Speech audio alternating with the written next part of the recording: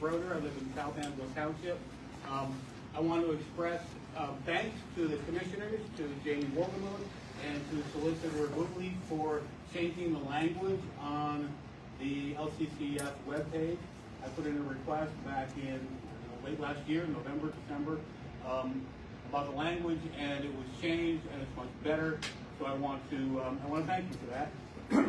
And I also want to congratulate the warden who offered sort of commendation for the average daily population below 250, which is really a very low number. So it's really heartening to see that the numbers haven't risen in the wake of COVID when they were close to 500 a day. So kudos to the warden and to the facility for working hard to reduce that daily population. Thank you. Thank you. Thank you for your suggestion.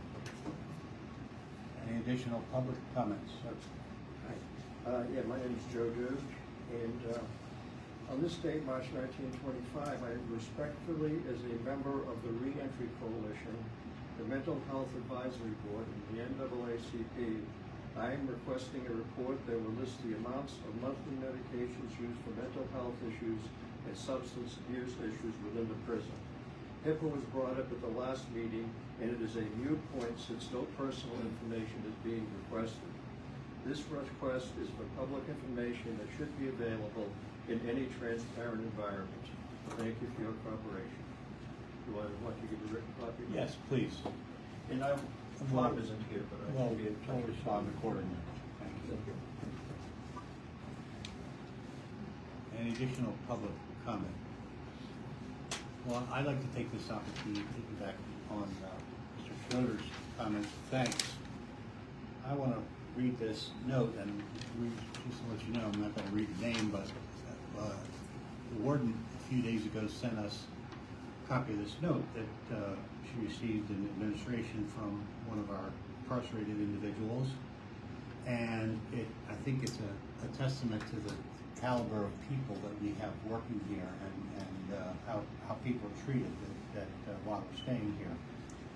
And this note says, I wanted to thank the jail as a whole for caring and helping me through the loss of my son. I was in shock of the love I felt with the staff here coming to me and talking to me and showing their support. There are a lot, he underlines a lot, of great people that work here, and I'm very grateful to have them here with me going through this extremely difficult time without my family. They made me feel as if I wasn't alone. I do appreciate everyone for being there for me. Thank you. Again, testament that starts at the top with our leadership, and rank and file talks about the caliber of people that we have working here. So, listening to that, it occurs, John Rose with the Prison Society. Listening to that, it occurs to me that if that were shared with new applicants for correctional officers, it would express what you are seeking to do, and would make it a much more, I don't know, it would be more inviting place to look forward to working in. thank you. Any additional public comment?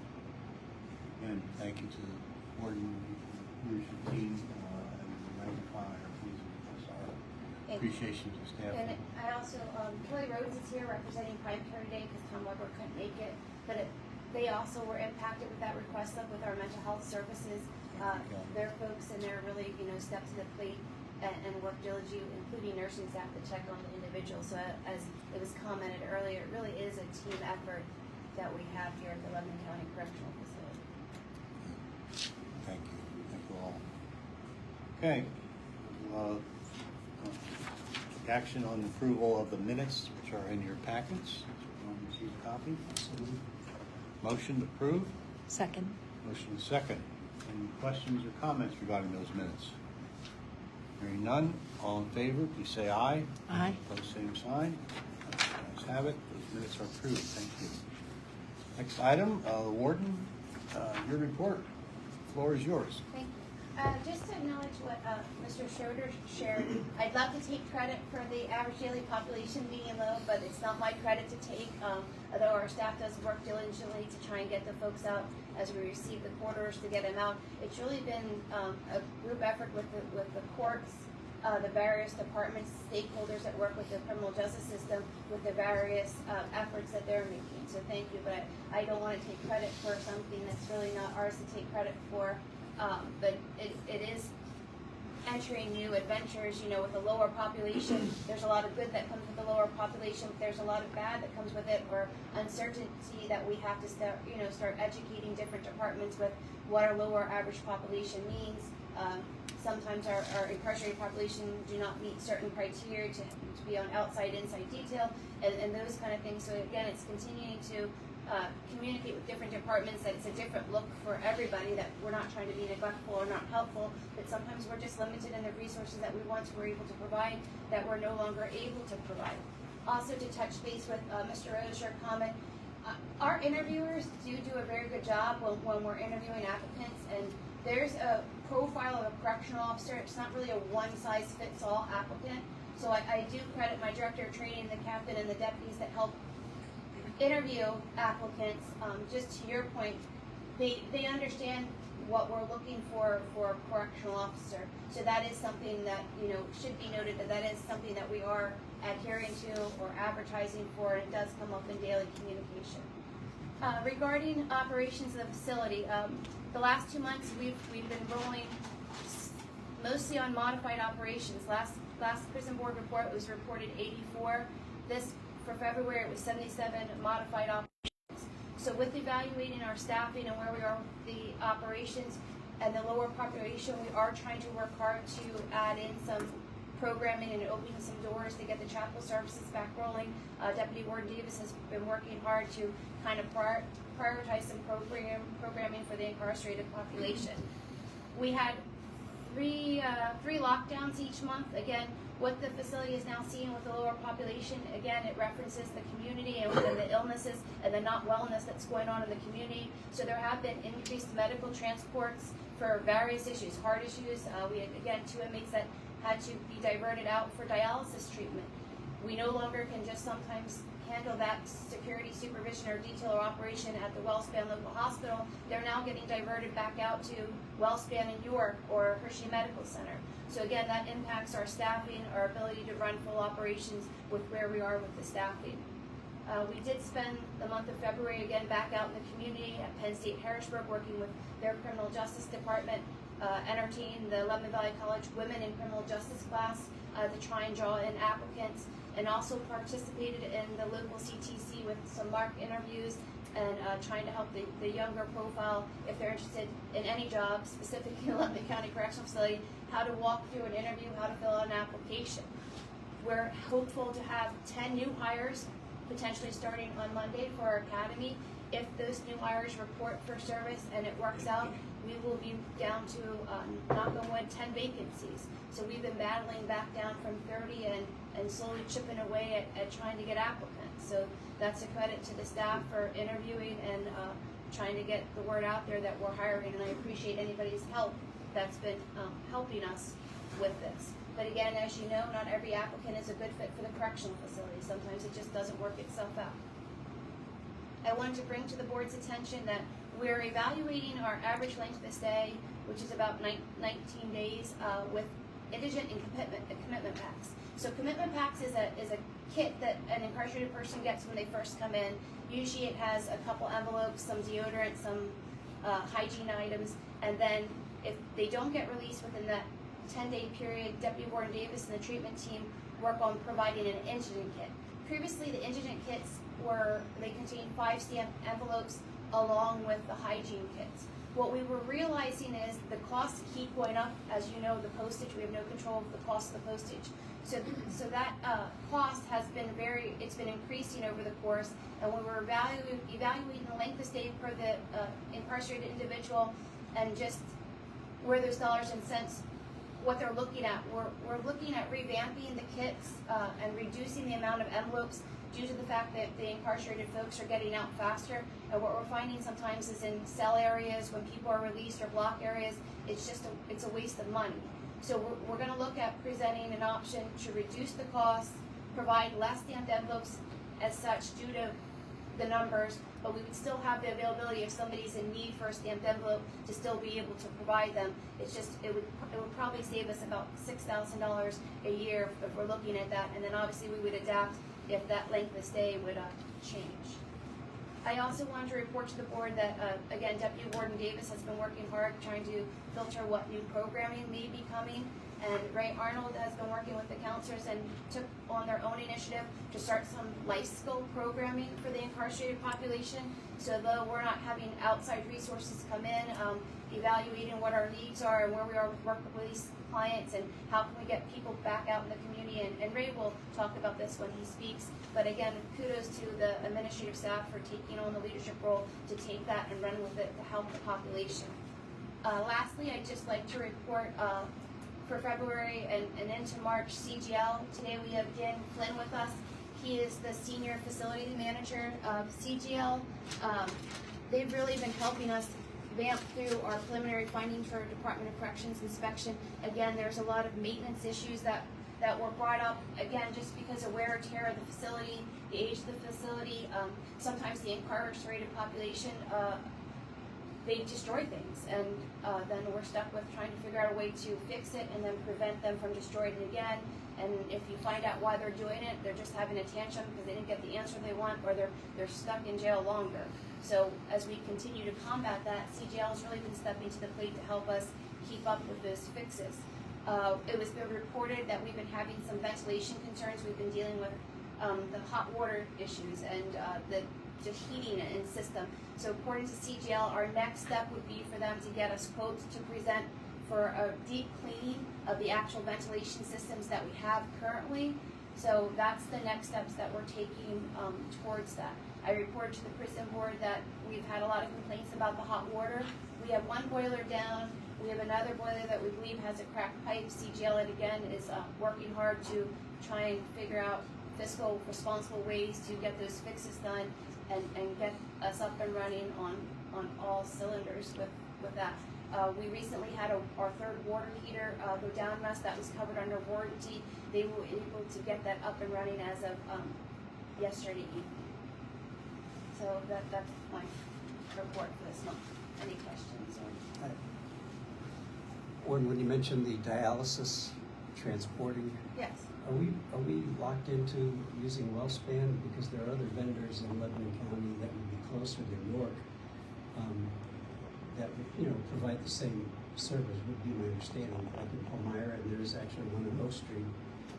So it's my understanding Prime Care did reach out to local vendors, and there was one vendor that had held the most of the dialysis, and for whatever reason that vendor was not willing to give one of our incarcerated persons, but they would not take the other one. That's is what led to that trip. But if you guys, I mean, I'd be open to listening to those names and connecting that to Prime Care to help, because that would be a very big help. But I believe what Prime Care provided to me was that there was one person that was kind of monopolizing the dialysis, and Prime Care, I believe, does their contracts per dialysis person. Like nobody will give a jail a contract to go to one dialysis center, and each person that owns their dialysis, they have the right to pick and choose who they will accept as a patient and who will not. But we would be interested in any other. Yeah, thank you for that.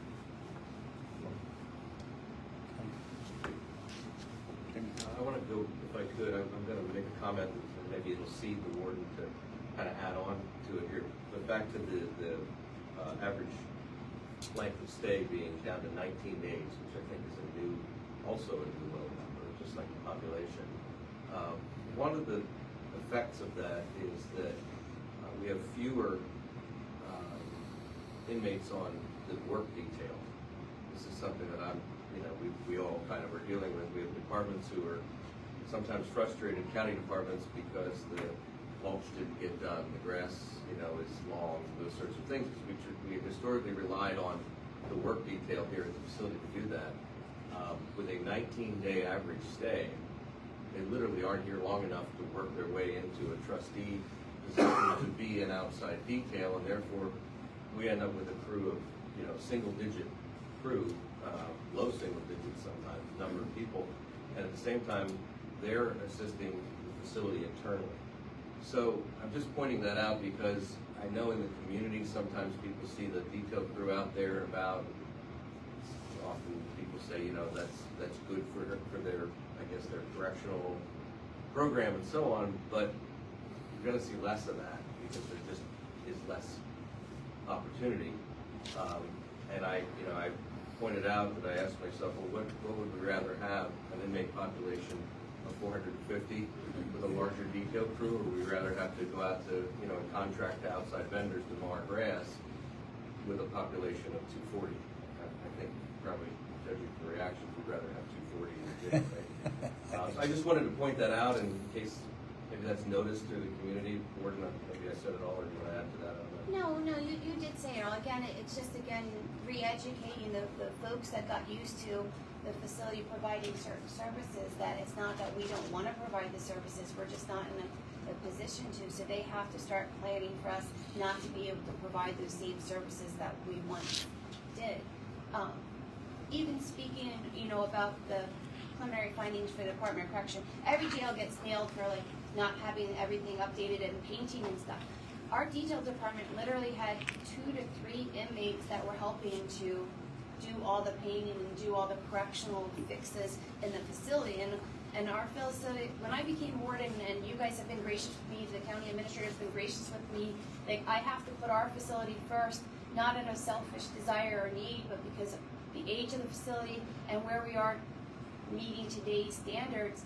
We have to take care of the jail first before we have the luxury of trying to help other people in the community and other departments. And those inmates, they worked their tails off. They were, I don't want to say rewarded, but the pay is the pay. But when we had some extra commissary, or I could order some extra coffee, or we provided them one day with a pizza because I think they were at their wits' end, but we had to get 3 more areas painted before, the findings were due. I don't know, it's a credit to the population that we have. It's a credit for staff trying to pump up and get the inmates motivated. But again, when you look at our numbers at our meeting this morning with Crime Care, we still have 63%, 70% of our population is a mental health population. And that doesn't mean they're not productive members of the community. It just means that it looks differently. So they're not somebody based off their charges, bail, and behavior that we're gonna risk putting in the community until we get them stabilized and at a better point to re-enter the community. So, thank you, David. Anything else for the warden? Not, brings us time from our deputy wardens. They'll produce their reports in your packets. Anybody have anything? I have nothing to add unless there's questions. I have nothing to add to my prison ward report, but I do want to talk about this life skills program. So recently we started a life skills class. The topics pertain to preparation for interviews, filling out applications, what to wear for an interview, and also 9 steps to a positive interview. So since we started the class, we had 5 females and 2 males, total 7 inmates who completed and got a certificate. So moving forward, I'm looking at adding resume building and how to balance financial and paycheck. So a lot of people in here seem to not, they just spend money. So I want to try to educate them slightly on how to, if you live on $200 a week, how to spread that out to groceries and necessities. So other than that, I don't have anything else to add. Have any questions, anybody? I'll answer your questions. Great idea, great concept. Above and beyond. I can't take full credit for everything. It was a team effort with the administration who actually helped me set this up. I was setting it earlier. This is a great group of people to work with. Okay, anything else, Dan, you want to add from CDL perspective, or? No, I mean, hearing that letter was, it's really moving, and it changes that perspective of the correctional aspect of it, because people think jail is super dark, but in all reality, jail is a place that provides structure for people that probably have never had that before. And that goes with your hiring process. So you talk about how it's not a one-size-fits-all, but yet in that older generation of corrections, everybody's like, oh, well, this is how we've always done it. And in this book that I just got done reading, this husband, he was looking at his wife prep their holiday meal, and she cut off the end of the ham and put it in the oven. You already know where I'm going with this. So he was like, well, why do you do that? She said, well, this is how I've always done it. So then he went to her mother and said, why do you guys cut off the end of the ham? She's like, well, that's how we've always done it. Finally, he made it to the grandmother, and he said, why do you cut off the end of the ham? She's like, well, the pan that we had just wasn't big enough to fit, so we'd always just cut it off, and then it passed down. So I think once you get out of that aspect of jail's this dark, gloomy place, and then just understand the reality of, hey, we're here to make your lives better, you can then move forward and become that productive member of society, and know that like that whole, this is how we've always done things, you're just here, we're going to throw away the key aspect is gone. We're here to allow that reentry, allow you to do resume building, and make you a better person to go out and be that productive member of society that, again, probably hasn't had that structure before. So that's, again, kudos to that team that you built. So that's all I have. Thank you. Anything from Ryan? Absolutely. I think I passed my eye exam that you provided, but could you go back to the bigger print? Whatever you did, it just seems like it's. That's what the photo on the phone's for, and then you zoom in. Oh, is that okay? Thank you. That's what I use the photo for, on the phone, more than the actual photos. All right, so any additional business to come before the board today? No, we'll entertain a motion to adjourn. Second. Motion second. We stand adjourned. Thank you all. Thank you.